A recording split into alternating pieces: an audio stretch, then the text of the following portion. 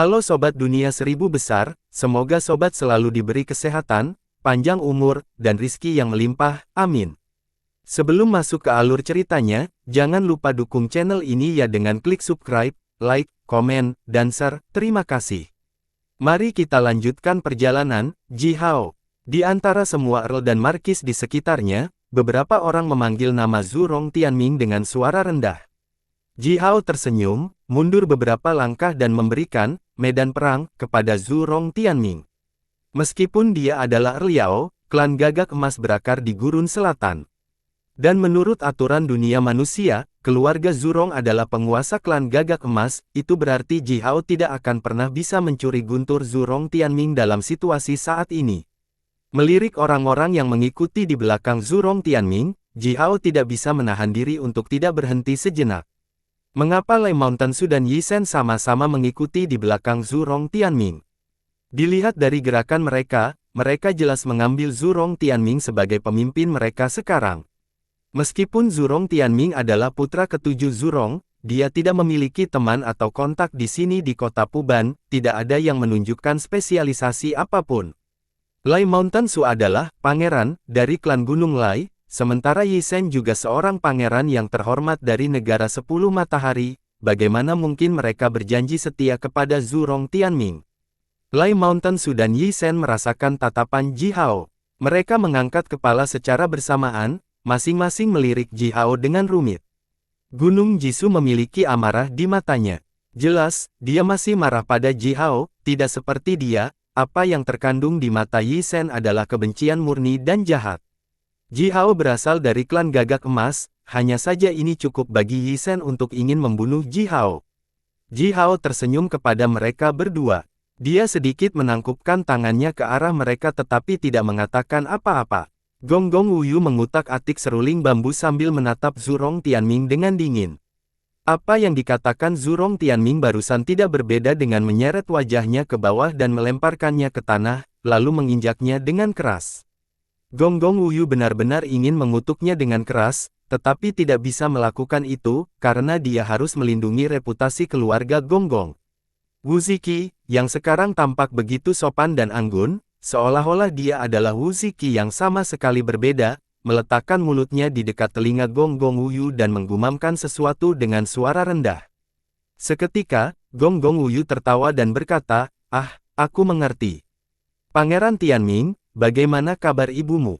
Sepasang mata Zhurong Tianming segera berubah menjadi dua bola api. Dia menatap tajam ke arah Gong-gong Wuyu, mengguncang tubuhnya dan berusaha untuk bergegas. Lei Mountain Su dan Yi Shen bergerak secara bersamaan, meraih lengan Zhurong Tianming dan menghentikannya menyerang Gong-gong Wuyu di depan semua orang. Ji Hao berdiri di samping dan tersenyum. Ini dia, keduanya tidak baik sama sekali. Semakin intensif mereka bertarung, semakin Ji Hao menyukainya. Kata-kata Gong-gong Wuyu tidak terdengar salah sama sekali, tetapi pada kenyataannya, kata-kata itu sangat kejam. Bagi manusia berdarah murni, mereka mungkin tidak merasakan kekejaman yang terkandung dalam kata-kata Gong-gong Wuyu, tetapi itu berbeda dengan Zhurong Tianming. Gong-gong Wuyu bertanya kepadanya tentang ibunya, tetapi pada kenyataannya, ibunya tidak dapat mempertahankan kekuatan Dewa Api yang besar yang dimiliki oleh Zhurong Tianming ketika dia melahirkan, menghabiskan kekuatan hidupnya dan meninggal. Ibu Zhurong Tianming adalah seorang manusia, itulah sebabnya dia tidak bisa mempertahankan kekuatan Dewa Api yang besar yang dilepaskan oleh Zhurong Tianming. Gong-gong Wuyu sengaja menyebut ibunya, dengan melakukan itu, dia menggoda Zhurong Tianming karena setengah dari garis keturunan Zhurong Tianming berasal dari umat manusia. Dia menyebut Zhurong Tianming sebagai, tanpa benar-benar mengucapkan kata itu. Baik keluarga Dewa Api dan keluarga Dewa Air dekat dengan umat manusia, tetapi di antara anggota kedua keluarga ini, beberapa memang membenci umat manusia. Sejak era prasejarah, jenis Tuhan disembah oleh umat manusia untuk jangka waktu yang agak lama, dan pada satu titik waktu, umat manusia bahkan bekerja untuk jenis Tuhan sebagai budak. Beberapa pangeran dari jenis dewa, seperti Gong-gong Wuyu sendiri, menganggap garis keturunan dewa murni mereka sangat penting. Mereka bangga, hormat, dan istimewa, mengingat bahwa bahkan sehelai rambut mereka akan jauh lebih mulia daripada earl dan markis manusia manapun di tempat kejadian.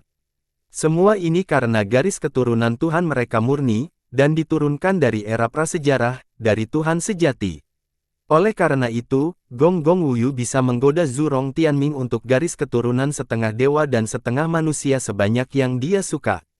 Jika seseorang bukan dari dunia mereka, akan sulit bagi seseorang untuk memahami cara berpikir aneh mereka berdasarkan garis keturunan. Zhurong Tianming mendengar kata-kata kejam Gong Gong Wuyu, sementara para Earl dan Markis di tempat kejadian sebagian besar berpengalaman dan berpengetahuan, dan dengan jelas memahami arti di balik mereka. Tidak ada yang mengatakan apa-apa, juga tidak ada yang memberi perintah apapun, tetapi bersama-sama, semua Earl dan Markis di sekitarnya mundur 10 langkah tanpa suara, membersihkan area kosong untuk Gong Gong Wuyu dan Zhurong Tianming, cukup luas bagi mereka untuk membuat keributan di dalamnya. Ji Hao memegang tangannya di belakang tubuhnya, berdiri di samping dan tetap diam. Ini memang ada hubungannya dengan dia. Oleh karena itu, meskipun Earl dan Markis lainnya bisa mundur, dia tidak bisa mundur selangkah pun.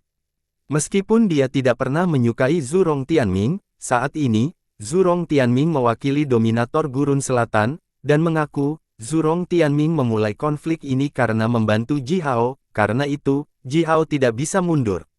Men-men memegang lengan Ji Hao, dengan rasa ingin tahu menatap Zhurong Tianming dan berkata, "Saudaraku, bukankah amamu sudah lama meninggal?"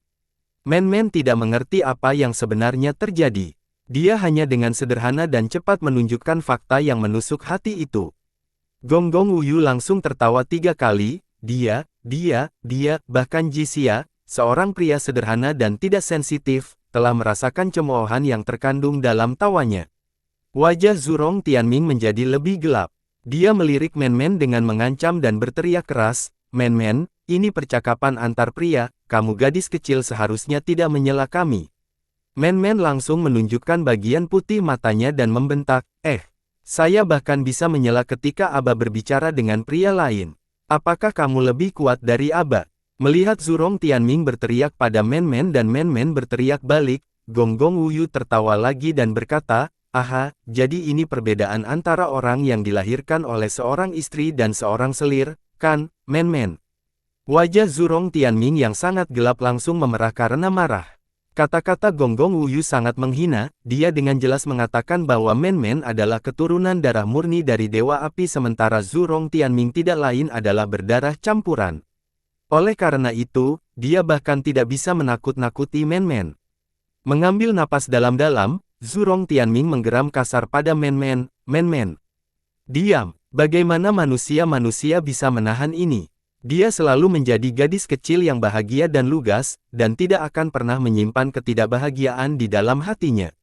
Mendengar Zhurong Tianming menggeram padanya, Men-men langsung melepaskan api yang mengamuk dari tubuhnya, menatap Zhurong Tianming dan berteriak, "Mengapa saya harus? Aba baru saja pergi dan sekarang kamu ingin menggertakku." "Zhurong Long, Zhurong Hu, pukuli dia." Zhurong Long dan Zhurong Hu, yang berdiri di belakang Ji Hao dengan malu menjawab, saling melirik tetapi tidak berani bergerak. Itu adalah konflik antara putra dan putri Zhurong. Sebagai bawahan, bagaimana mereka bisa berani mengambil langkah apapun? Men-men, kamu semakin liar sekarang. Beraninya kamu memerintahkan mereka untuk menyerang kakak laki-lakimu. Saya harus menetapkan beberapa aturan kepada Anda. Jika tidak, Anda akan menjadi semakin sulit diatur di masa depan. Kamu akan mempermalukan keluarga Zhurong kami. Melihat Zhurong Long dan Zhurong Hu tidak berani bergerak, Zhurong Tianming mencibir, melemparkan tamparan keras ke wajah Men-men. Ji Hao mendengus dan maju selangkah. Dia mengangkat tangan kirinya dan meluncurkan gerakan pembukaan langit, melepaskan aliran cahaya yang berapi-api dan langsung mengenai pergelangan tangan kiri Zhurong Tianming. Sementara itu, dia meluncurkan gerakan pemecah bumi dengan tinju kanannya, memunculkan seberkas cahaya yang menyilaukan, dengan keras menghantam wajah Zhurong Tianming. Bang! Zhurong Tianming dikirim terbang mundur oleh tinju Ji Hao sambil berteriak kesakitan, langsung terbang ke lapisan awan yang tebal dan menghilang. "Bukan posisimu untuk memberi pelajaran kepada Men-men." Ji Hao kemudian tersenyum menangkupkan tangannya ke arah semua Earl dan Markis di sekitarnya, yang semuanya tercengang, dan berkata, "Great Libation telah memilihku sebagai tunangan Men-men. Oleh karena itu, jika gadis kecil ini harus diberi pelajaran, hanya saya yang harus melakukannya. Jika ada orang lain yang berani bergerak, itu akan dilihat sebagai penghinaan bagiku, Earl Yao. Daerah sekitarnya benar-benar sunyi, dengan hanya gong-gong Wuyu yang tertawa terbahak-bahak. Ji Hao, Zurong Tianming berteriak menarik dan serak sambil berubah menjadi awan berapi-api dan menyelam turun dari langit. Dia memegang pedang berat yang bahkan sebesar dirinya dengan kedua tangannya, meretas lurus ke arah kepala Ji Hao. Sepasang mata Ji Hao bersinar dengan cahaya keemasan yang menyilaukan saat dia mengunci tubuh Zurong Tianming dengan matanya. Pada saat itu, mata Ji Hao berbinar begitu terang bahkan tampak seperti sepasang matahari emas. Cahaya menusuk mata yang dilepaskan dari matanya membuat orang tidak berani melihat langsung. Tiba-tiba, banyak simbol mantra bengkok, seperti naga, dan besar menyala di luar balai kota. Selanjutnya, seluruh balai kota dan area radius 100 mil di sekitarnya ditutupi oleh formasi sihir yang hebat. Formasi sihir memperkuat tanah dan bangunan di area ini, dan tanah sekarang ditutupi oleh lapisan cahaya yang redup. Suara Hao Tao yang kuat dan bergema datang dari jauh, siapa yang berani bertindak sembrono di upacara ziarah? Zurong Tianming, berhenti sekarang. Zurong Tianming menyeringai kejam, terus meretas ke arah Ji Hao seolah-olah dia tidak mendengar dan tidak melihat apa-apa. Ji Hao benar-benar meninjunya, Pangeran Tianming ke awan. Itu sangat memalukan. Memikirkan hal ini, api kemarahan langsung melonjak dari hatinya, dan dia hanya menginginkan apa-apa selain meretas Ji Hao langsung sampai mati. Tapi tentu saja, di depan begitu banyak Earl dan Markis, Zurong Tianming tidak berani benar-benar membunuh Ji Hao. Tapi setidaknya, dia harus memotong salah satu lengan Ji Hao. Zurong Tianming mengarahkan pandangannya ke bahu kanan Ji Hao. Dia ingin memotong lengan Ji Hao ini sepenuhnya. Ji Hao mencibir. Dia hanya menggunakan 30% kekuatannya untuk meluncurkan pukulan barusan, yang setara dengan serangan kekuatan penuh yang diluncurkan oleh Raja Penyihir tingkat puncak. Meskipun Zurong Tianming dikirim terbang oleh pukulan itu, dengan kekuatannya, dia tidak akan terluka. Ji Hao telah menunjukkan belas kasihan, tetapi Zurong Tianming masih ingin melanjutkan pertarungan. Berdasarkan situasi saat ini, Ji Hao tidak ingin membuang lebih banyak waktu untuknya. Kedua tangan Ji Hao bergetar cepat seperti teratai yang mekar. Sementara itu, ke-9 kata rahasia dipadatkan dari kekuatannya bersama-sama, mengaum di dalam tubuhnya seperti manik-manik yang berapi-api. Gelombang cahaya keemasan menyinari matanya dari waktu ke waktu sementara Ji Hao mengarahkan pandangannya pada Zurong Tianming. Selanjutnya, ke-9 simbol mantra keluar dari tangan Ji Hao secara bersamaan, masing-masing meninggalkan busur di udara. Lin, Bing, Do, Ze, Jie, Zhen, Lai, Qian, Xing. Masing-masing dari 9 simbol mantra ini memiliki spesialisasinya sendiri, mereka dapat membangun koneksi dengan alam semesta dan kekuatan alam, masing-masing mengandung kekuatan yang tak ada habisnya. Ini adalah pertama kalinya Ji Hao melepaskan ke-9 kata rahasia secara bersamaan. 9 simbol mantra seperti bintang jatuh yang berapi-api mulai bergabung secara ajaib saat terbang. Akhirnya, mereka berubah menjadi siluet kapak raksasa yang terlihat samar-samar, dengan keras menghantam wajah Zurong Tianming. Zurong Tianming memegang pedang panjangnya ketika dia melihat siluet kapak, mencoba menghentikannya. Namun, siluet kapak, yang terbungkus api yang mengamuk, seperti makhluk hidup. Itu berhasil menghindari pedang Zurong Tianming dengan trek bergerak melengkung yang aneh, lalu menghantam wajahnya dengan keras. Siluet kapak kabur tidak terlalu kuat, namun mengandung kekuatan yang tak terlukiskan. Api ilahi pelindung yang mengelilingi tubuh Zurong Tianming dengan mudah terbelah. Siluet kapak menghantam hidung Zurong Tianming, memeras darah dari lubang hidungnya dalam aliran besar. Dia dipaksa untuk melihat ke atas saat dia dikirim terbang ke awan sekali lagi. Ji Hao tersenyum mengayunkan tangannya, lalu berkata kepada semua Earl dan Markis di sekitarnya dengan keras dan jelas, ini adalah bisnis keluarga saya, dan tidak ada hubungannya dengan urusan publik apapun. Tuan Hao Tao, maafkan kami. Men-men segera melompat dan berkata ke arah balai kota dengan suara manis dan lembut, Paman Hao Tao, ini pacar men-men yang memberi pelajaran kepada saudara laki-lakinya yang bau. Ini tidak ada hubungannya dengan urusan pemerintahan apapun, tolong jangan salahkan kami. Tidak peduli apa, tepat di depan balai kota dan ketika semua Earl dan Markis dari Midland menunggu pertemuan dengan Kaisar Manusia, Ji Hao menyerang Zhu Rong Tianming 2 kali. Ini bisa dihitung sebagai kejahatan yang mungkin serius atau mungkin tidak. Namun, Ji Hao dan Men Men menyebut ini bisnis keluarga. Bahkan Kaisar Sun tidak memiliki hak untuk masuk ke bisnis keluarga Zhu Rong, bukan? Suara Hao Tao datang lagi dari jauh, ini tidak akan terjadi lagi. Jika ada orang lain yang berani membuat masalah, jangan salahkan saya karena tidak memiliki belas kasihan. Jika ada yang memiliki urusan keluarga untuk ditangani, Anda harus menunggu sampai Anda pulang. Ini bukan tempat bagi kalian anak-anak untuk main-main. Sekelompok besar penjaga kaisar yang mengenakan jubah hitam panjang berjalan keluar dari balai kota dan berbaris dengan tertib di depan balai kota. Zhu Rong Tianming jatuh dari langit sambil meraung dengan mengamuk. Hidungnya masih berdarah hebat. Sama seperti pukulan pertama, Ji Hao tidak menggunakan terlalu banyak kekuatan lagi. Namun, setelah 9 simbol mantra digabungkan, beberapa transformasi aneh yang bahkan tidak dipahami Ji Hao tampaknya terjadi. Akibatnya, efek dari serangan yang diluncurkan Ji Hao barusan meningkat secara besar-besaran. Ji Hao diam-diam menghafal transformasi yang terjadi pada 9 simbol mantra dan siluet kapak besar. Tampaknya 9 kata rahasia entah bagaimana memicu beberapa kekuatan alam semesta misterius dan kemudian memulai beberapa kekuatan tak dikenal yang terkandung dalam gerakan pembukaan langit. Di bawah pengaruh ini, serangan yang diluncurkan dengan kekuatan matahari berubah menjadi serangan fisik yang mirip dengan serangan yang diluncurkan oleh semacam harta karun sihir. Transformasi ini agak misterius dan tak terlukiskan, dan Ji Hao harus kembali dan memeriksanya secara mendalam setelah pertemuan 10 tahun. Zhu Rong Tianming menggeram dengan mengamuk, masih ingin menyerang Ji Hao, tetapi formasi sihir tiba-tiba melepaskan tekanan besar dan melumpuhkannya untuk bergerak.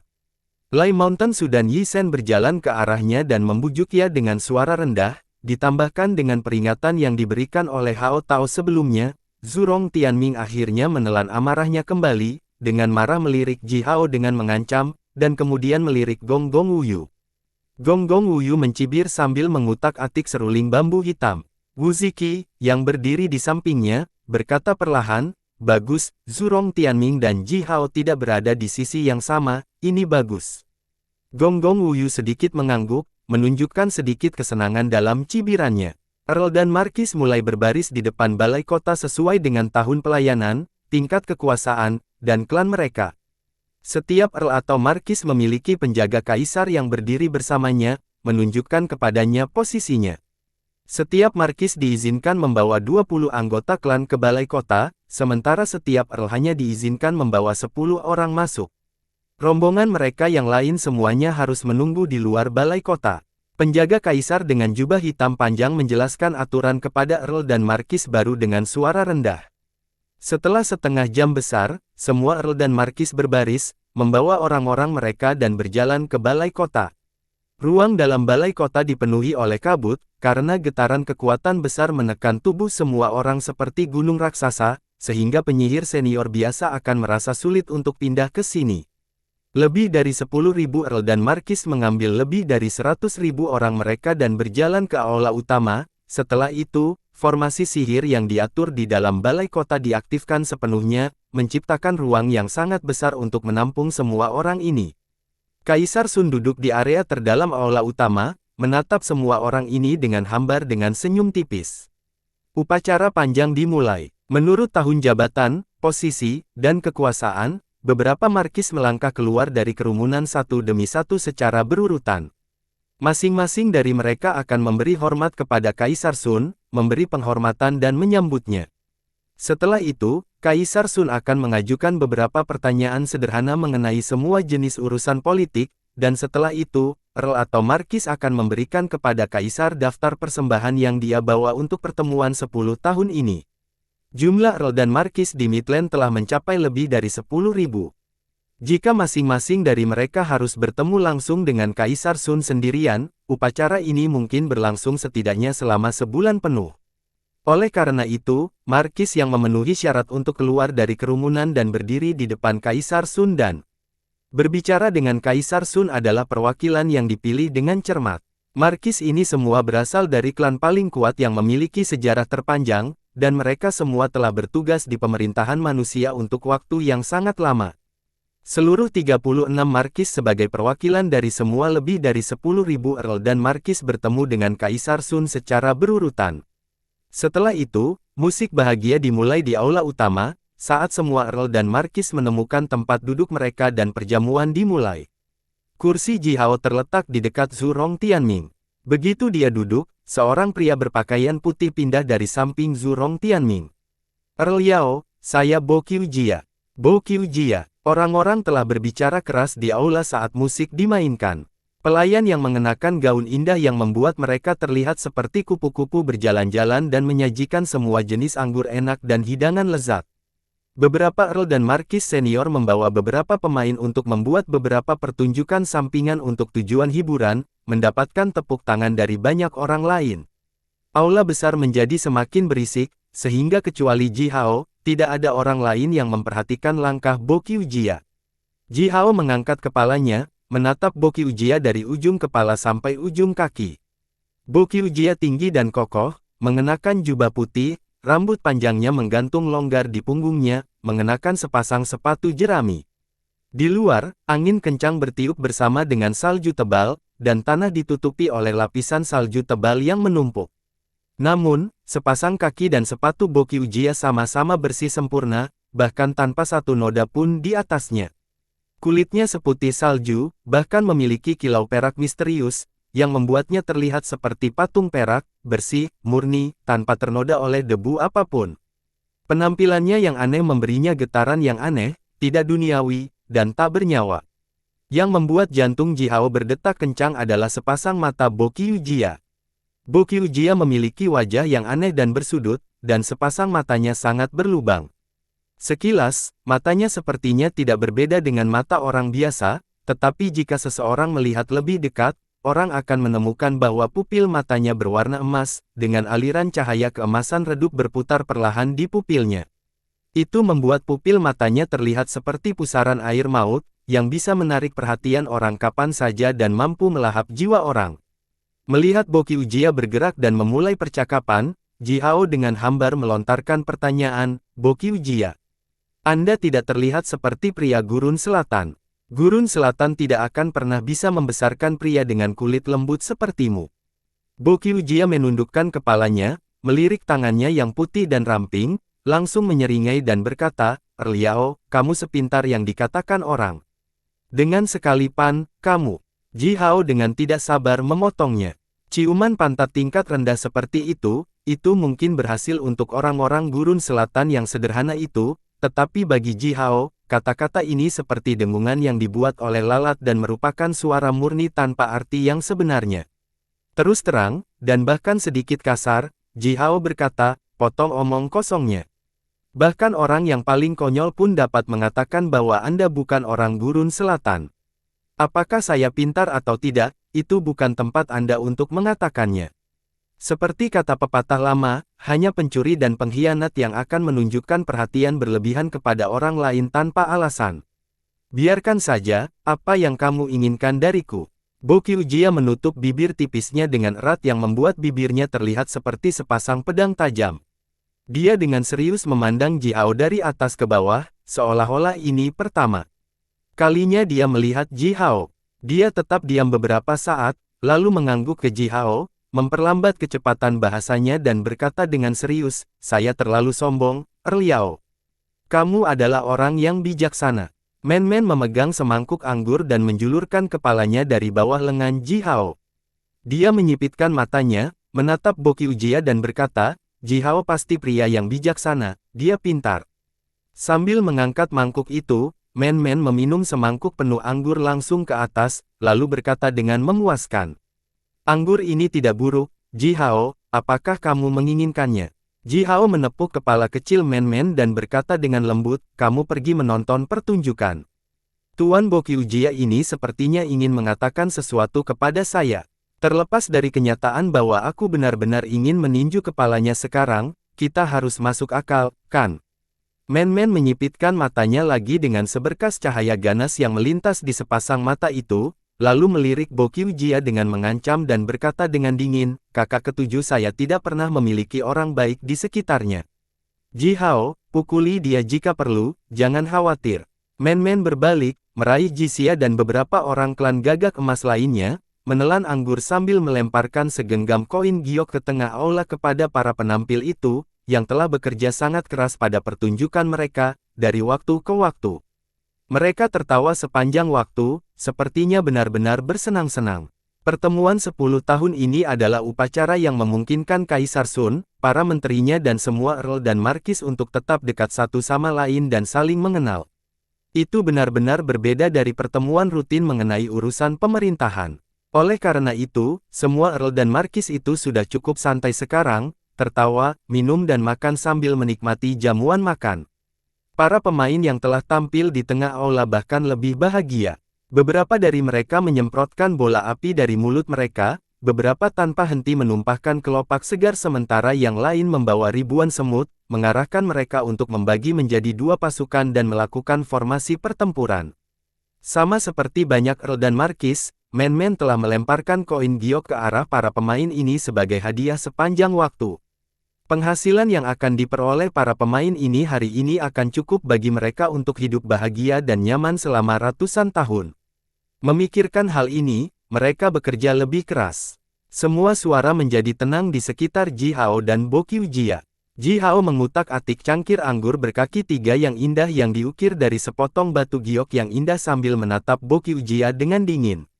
Saya tidak berpikir kami orang asing. Ji Hao sedikit menjentikkan jarinya.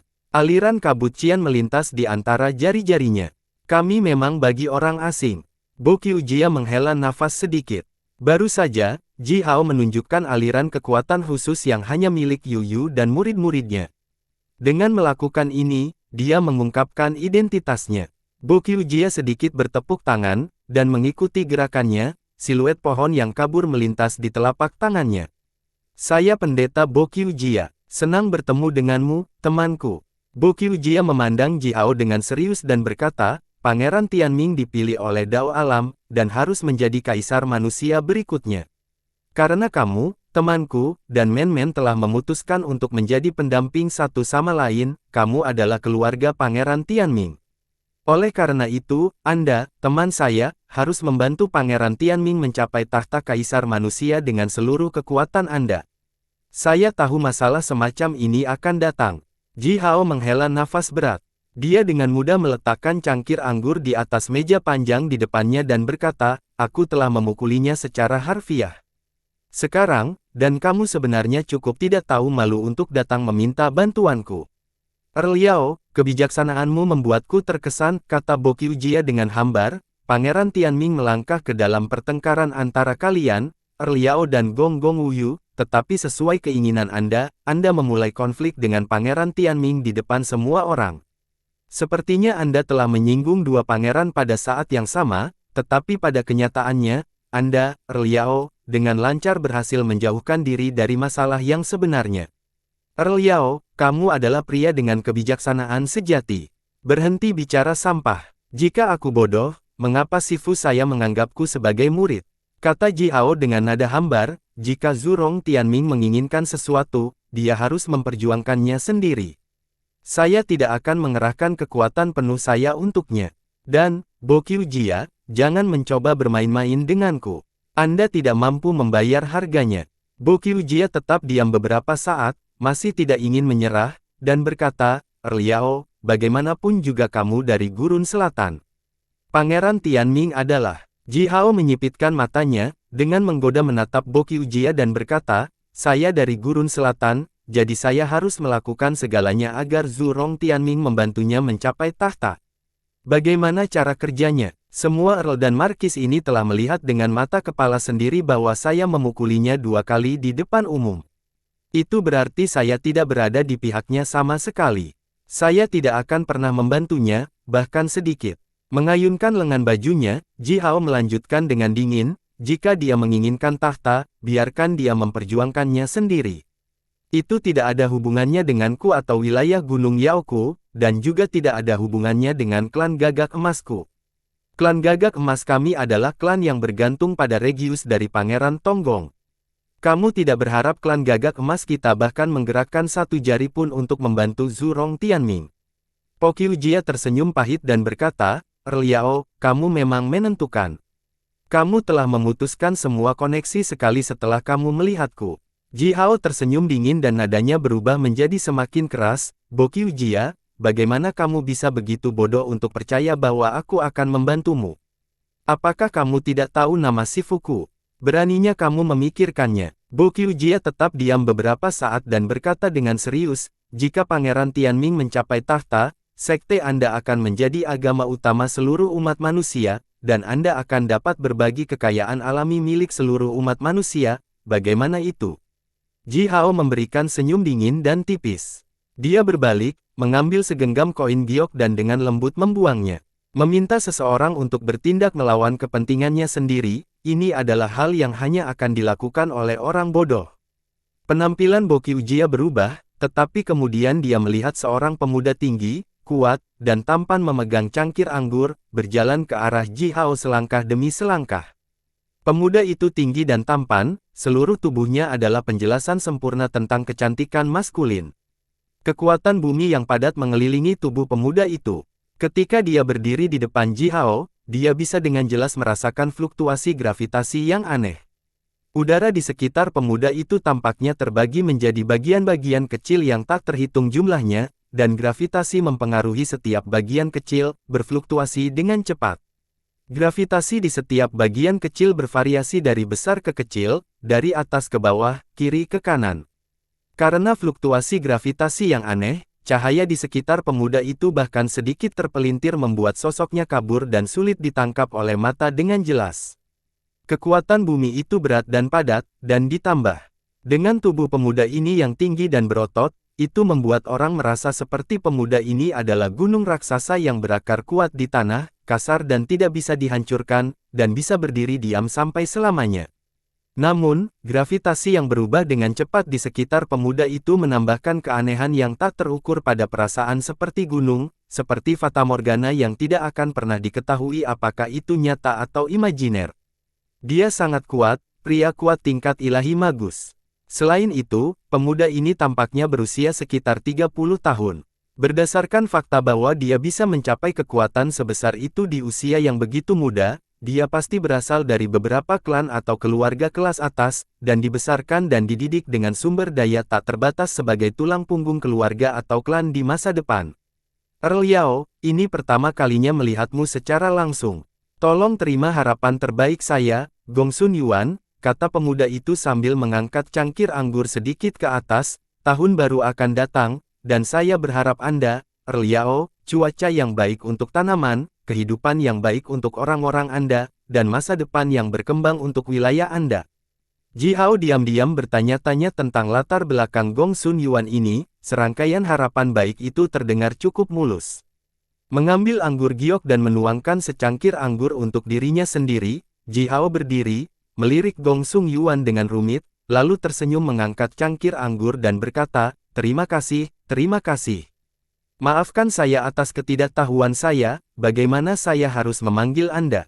Gongsun Yuan tersenyum, mendentingkan cangkirnya dengan cangkir Ji Hao dan menjawab dengan suara lembut, saya Liao, pangeran keluarga Yu Xiong, senang bertemu dengan Anda.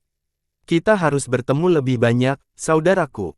Murid Ji Hao tiba-tiba menyusut seukuran ujung jarum. Dia mendentingkan cangkirnya lagi dengan Gongsun Yuan, lalu mengosongkan cangkirnya, menenangkan dirinya dengan alkohol.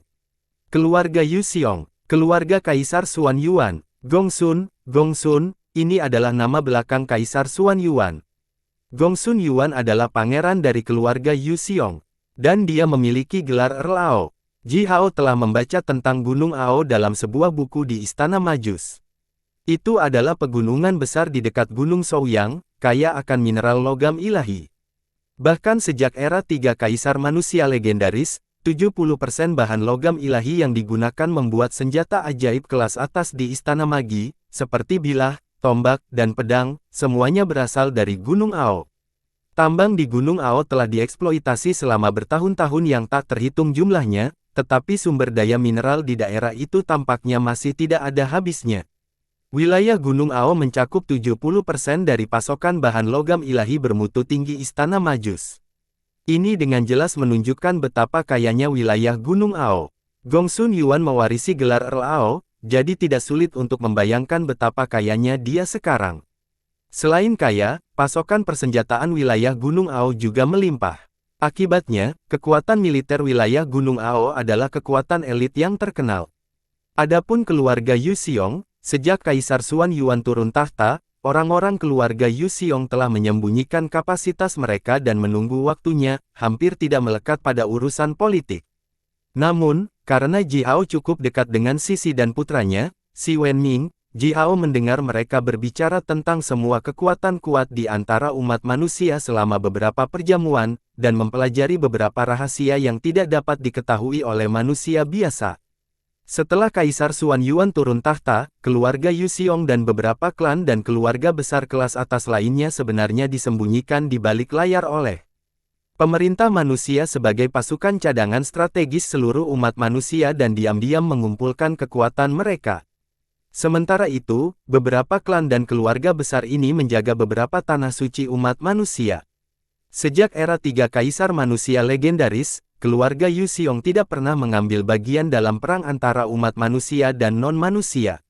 Sudah bertahun-tahun yang tak terhitung jumlahnya, dan tidak ada yang bisa mengatakan dengan pasti berapa banyak kekuatan yang telah dikumpulkan oleh keluarga Yu Xiong selama bertahun-tahun, atau berapa banyak Raja Magus, penyihir ilahi, bahkan penyihir tertinggi yang mereka miliki dalam keluarga. Mengenai hal ini, bahkan Kaisar Sun mungkin hanya memiliki angka yang samar di benaknya. Hanya Master Elder mereka sendiri, yang memegang kekuatan sebenarnya, yang tahu persis betapa kuatnya keluarga Yu Xiong sekarang. Oleh karena itu, saat menghadapi Gongsun Yuan, Ji Hao tidak berani menunjukkan rasa tidak hormat. Dia berkata kepada Gongsun Yuan dengan serius, "Kamu benar, Earl Ao, kita pasti harus bertemu lebih banyak di masa depan." Gongsun Yuan tersenyum mengangguk, melirik Bo Qiujia, yang duduk di samping Ji Hao, dan berkata dengan hambar, "Kalau begitu aku akan meninggalkanmu dengan temanmu di sini. Suatu hari, saya pasti akan mengunjungi Anda di wilayah Anda. Tolong jangan salahkan saya karena mengganggu Anda saat itu." Mereka berdua tersenyum dan membungkuk sedikit satu sama lain, lalu Gongsun Yuan memegang cangkir anggurnya dan berjalan ke meja panjang di sebelah meja Ji Hao. Ji Hao duduk kembali, menyipitkan matanya, menatap Gongsun Yuan terus-menerus berbicara dan bergaul dengan semua Earl dan Markis itu, kecuali para pemimpin klan yang berasal dari Gurun Selatan. "Kami memiliki intelijen yang akurat." Bo Qiujia tiba-tiba berkata kepada Ji Hao, "Gonggong Wuyu sangat dekat dengan Gongsun Yuan. Gonggong Wuyu adalah keturunan dewa, jadi dia tidak bisa menjadi kaisar manusia. Tapi Gongsun Yuan adalah keturunan salah satu dari 3 kaisar manusia legendaris, yang membuatnya menjadi lawan terkuat Pangeran Tianming. Dia ingin menjadi kaisar manusia juga." Ji Hao mengangkat bahu dan tertawa santai, "Tapi apa hubungannya dengan itu?" Bo Qiujia, begitu banyak Earl dan Markis telah melihat dengan mata kepala sendiri sehingga saya mengalahkan Zhu Rong Tianming di depan umum. Saya tidak akan pernah terlibat dalam hal ini. Kamu tidak akan membantunya, kan? Bo Qiujia bertanya dengan lugas, "Kamu memiliki masalah pribadi dengan Wu Ziki, dan saat itu, ketika kamu baru di kota Puban, kamu dan Gonggong Wuyu adalah musuh. Kamu tidak akan cukup konyol untuk mengkhianati Gurun Selatan dan membantu musuhmu, bukan?"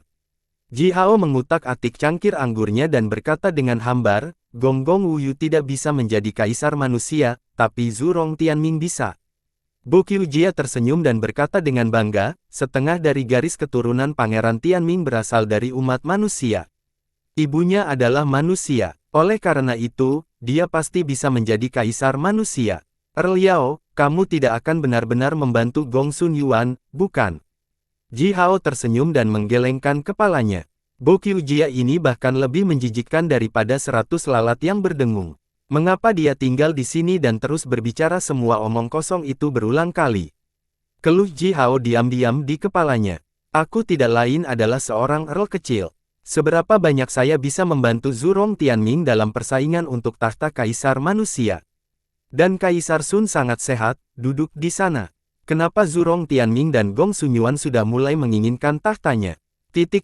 Pikirkan tentang saranku. Bo Qiujia memandang Ji Hao dengan jujur dan berkata, jika kamu bersedia membantu kami, di masa depan, hentikan pembicaraan besar. Ji Hao menyela Bo Qiujia lagi dan berkata, bahkan jika Zhurong Tianming mencapai tahta, apa yang bisa dia putuskan? Untuk menyebut sekte kita menjadi agama terbesar umat manusia. Hehe, apakah kamu bercanda? Apakah itu sesuatu yang bisa terserah kita? Bo Qiujia tetap diam beberapa saat, mencoba melakukan beberapa upaya lebih lanjut untuk membujuk Ji Hao. Tapi tiba-tiba, seorang pria kuat setinggi 6 meter berdiri dari belakang Wu Ziki, yang duduk di depan Ji Hao, tertawa terbahak-bahak dan berkata, Tuan, pertunjukan kecil ini membosankan, mengapa kita tidak memiliki beberapa hal nyata? Pria berotot itu berjalan ke tengah aula, meneriakkan dua pemain yang sedang bermain menangkap bola api, lalu memukul dadanya sendiri dengan keras. Siapa yang mau bergulat dengan saya untuk menghibur para tuan-tuan kita? Apakah ada orang kuat dari gurun selatan yang bisa memenangkanku dalam gulat? Aula yang bising langsung menjadi sunyi. Kaisar Sun, yang tersenyum mengobrol dengan beberapa earl dan markis tua, melirik pria itu dengan rumit. Seorang pria klan Kilin Api berotot berjalan mendekat, berdiri berhadapan dengan pria kuat itu. Earl dan markis di sekitarnya tampaknya telah menjadi gila. Mereka sepertinya telah melupakan posisi tinggi mereka, bertepuk tangan dan berteriak keras, mencoba yang terbaik untuk menggerakkan kedua pria itu agar tidak bermain gulat yang membosankan dan sebaliknya, bertarung dengan senjata asli. Gulat? Gulat apa? Cabut pedangmu dan bertarung. Tepat. Ini balai kota, tempat ini tangguh. Jangan khawatir menghancurkan tempat ini. Keluarkan pedang, keluarkan pedang. Pindah, tumpahkan darah. Kita semua pria yang baik, gulat adalah untuk gadis kecil. Tarik pedangmu. Gelombang teriakan segera muncul dari aula. Men-men melompat ke meja panjang, dengan bersemangat melambaikan sepasang tangannya. Saat tangan merah muda kecilnya berayun, sejumlah besar potongan kristal ajaib terlempar keluar seperti hujan, berdentang ke tanah dan memantul kemana-mana. Cabut pedangmu, pedang. Siapapun yang selamat dari pertarungan dapat memiliki semua kristal ini. Apakah kalian berdua Raja Magus? Bagaimana dengan emas api esensi pradunia? Men-men mengeluarkan balok emas api esensi pradunia seukuran kepala manusia dan melemparkannya ke tanah. Aliran cahaya berapi-api melayang keluar dari balok emas tanpa henti, dan suhu di aula utama naik seketika. Segera, aula utama ulat musim semi berubah menjadi kompor, menyebabkan keringat mengalir dari kepala para musisi dan pelayan di sungai besar. Penampilan kedua pria kuat itu berubah, dan tanpa sadar, mereka melirik balok emas yang dilemparkan oleh men-men. Itu adalah materi ilahi pradunia. Pada hari-hari ini, materi ilahi tidak sulit ditemukan, tetapi materi ilahi pradunia hanya dapat ditemukan di kehampaan yang dalam, itu juga dalam jumlah kecil. Emas api esensi pradunia ini mungkin tidak berarti besar bagi manusia, tetapi bagi keturunan dewa seperti kedua pria ini, itu sudah cukup untuk membuat senjata ilahi pradunia yang kuat. Dentang, orang kuat yang mengatakan bahwa dia ingin bergulat barusan mencabut pedangnya dan mengarahkan ujung pedang ke arah lawannya. Prajurit klan Kilin Api menarik napas dalam-dalam dan mencabut pedangnya juga, mengangkatnya dan menunjuk ke pria kuat itu. Teriakan dan teriakan yang dikeluarkan oleh orang-orang di aula semakin keras. Banyak orang melambaikan tangan sambil berteriak keras, dan lambat laun, teriakan, tepuk tangan, dan suara menginjak yang dibuat oleh semua orang bercampur, berdengung dengan ritme yang sama. Beberapa earl dan markis membuang sejumlah besar uang dan segala macam harta ke tanah sebagai hadiah bagi pemenang. Bahkan Kaisar Sun, menyeringai dan bertepuk tangan, mengeluarkan pedang panjang yang tertutup tebal dengan pola aneh dan telah melepaskan getaran kekuatan yang kuat, melemparkannya ke tengah aula. Umat manusia adalah ras bela diri. Pada perjamuan seperti ini, jika para pejuang menonjol dan mulai bergulat, tidak peduli karena alasan pribadi atau politik, mereka selalu bisa mendapatkan tepuk tangan dari semua orang, dan pemenangnya selalu bisa memanen hadiah dalam jumlah besar. Pada saat itu semua orang senang dengan ini, hanya Ji Hao yang diam-diam berdiri untuk meninggalkan aula utama dan datang ke koridor di luar. Berdiri di bawah pilar, Ji Hao menyesap anggur dari panci anggur kecil yang dipegang di tangannya, sambil diam-diam melihat serpihan salju besar yang melayang ke bawah. Setelah beberapa saat, Si Wenming berjalan keluar juga dengan panci anggur kecil yang dibawa di tangannya. Berdiri di samping Ji Hao, dia menatapnya dari atas ke bawah. Getaran kekuatan yang dilepaskan dari tubuh Ji Hao sekarang menjadi tidak mencolok, sementara seluruh tubuhnya dikelilingi oleh cahaya api yang redup. Si Wenming tersenyum dan berkata, "Kamu telah membuat terobosanmu, bukan? Rasa kekuatan yang sangat kuat, jauh lebih kuat dari Raja Penyihir biasa. Saya memilih bintang besar sebagai bintang roh saya." Ji Hao tidak ingin menyembunyikannya dari si Wenming, berkata, matahari." Ji Hao secara acak mengarahkan jarinya ke langit. Penampilan si Wenming berubah seketika saat dia berteriak dengan suara serak, "Kamu! Bintang rohmu adalah matahari. Saat Anda masuk ke level Divine Magus, Anda harus menarik seluruh bintang roh ke bawah dan memasukkannya ke dalam tubuh Anda. Begitulah cara Anda menjadi penyihir ilahi. Anda. Ji Hao tersenyum memandang si Wenming dan berkata, "Seseorang mengatakan kepada saya bahwa yang lain pasti akan berpikir bahwa saya tidak akan pernah bisa masuk ke tingkat ilahi magus jika saya memilih matahari untuk menjadi bintang roh saya, tetapi dia juga mengatakan bahwa itu tidak akan menjadi masalah." Si Wenming salah paham dengan Ji Hao. Dia mengerutkan alisnya, merenung sejenak dan kemudian berkata perlahan, "Dalam hal ini, jika itu kamu, maka itu tidak akan menjadi masalah." Berhenti sejenak, si Wenming memandang Ji Hao dan berkata dengan lugas, "Saya akhirnya mempelajari beberapa rahasia kuno dari pendeta dunia bawah. Kamu adalah murid pendeta Yuyu, bukan? Metode kultivasi umat manusia kita saat ini berasal darinya. Saya berasumsi itu sebabnya Anda bisa tanpa rasa takut memilih matahari untuk menjadi bintang roh Anda, bukan?" Ji Hao merentangkan tangannya, menatap si Wenming sambil tersenyum. Dia tidak bisa mengatakan bahwa bukan Yuyu yang memberitahunya bahwa, sebaliknya, itu adalah orang aneh tua misterius yang bersembunyi di kepalanya. Si Wenming tersenyum dan menepuk bahu Ji Hao sambil menghela napas panjang saat dia berkata, "Aku tidak pernah berpikir bahwa kamu, seorang anak kecil yang aku bawa keluar dari gurun selatan kembali mereka, benar-benar bisa membuat pencapaian yang begitu hebat." Mengayunkan lengannya ke belakang dan menunjuk ke balai kota, si Wenming menyeringai dan berkata, "Apakah kamu tidak ingin menonton pertunjukan?" Gonggong Wuyu dan Zhurong Tianming, ini adalah pertama kalinya mereka bertemu satu sama lain, tetapi konflik sudah dimulai. Ini harus menjadi pertunjukan yang hebat. Ji Hao menggelengkan kepalanya dan berkata terus terang, "Baru saja, saya menyerang Zhurong Tianming di depan semua orang, hanya karena saya tidak ingin terlibat dalam omong kosong mereka. Salah satu orang Zhurong Tianming baru saja meminta bantuanku kembali di jamuan makan. Hehe, Kaisar Sun tidak sekarat, bukan? Dia tidak memiliki penyakit yang tak tersebutkan, bukan? Dia tidak akan mati tiba-tiba, bukan? Mengapa keduanya terburu-buru?" Si Wenming terdiam beberapa saat, lalu melihat sekeliling. Menemukan beberapa pelayan dan penjaga terdekat berada sekitar 100 meter jauhnya, dia merendahkan suaranya dan berkata, "Tapi, Kaisar Sun akan turun tahta pada akhirnya. Kekuatan bintang rohnya telah mencapai batasnya. Jika dia membuat terobosan lebih lanjut, dia harus turun tahta." Ji Hao memandang si Wenming dengan ekspresi rumit, lalu berkata dengan suara rendah, "Tak satu pun dari keduanya akan bermanfaat padaku jika mereka mencapai tahta. Paman Wenming, lebih baik kamu berhasil naik tahta." Si Wenming berhenti sejenak, lalu menggelengkan kepalanya dan mulai tertawa, dan berkata, "Anakmu pasti bercanda. Meskipun saya, si Wenming telah memberikan beberapa kontribusi kecil bagi umat manusia, ada banyak pria berbakat dan berbudi luhur di luar sana. Dalam hal pengalaman, tindakan, reputasi, dan aspek lainnya, bagaimana saya bisa menjadi satunya?" Ji Hao mengangkat bahu, tertawa dan melanjutkan dengan suara rendah, "Itu semua tergantung pada usahamu. Apakah Anda ingat apa yang saya katakan hari itu? Umat manusia yang bersatu." Penampilan si Wenming tiba-tiba berubah.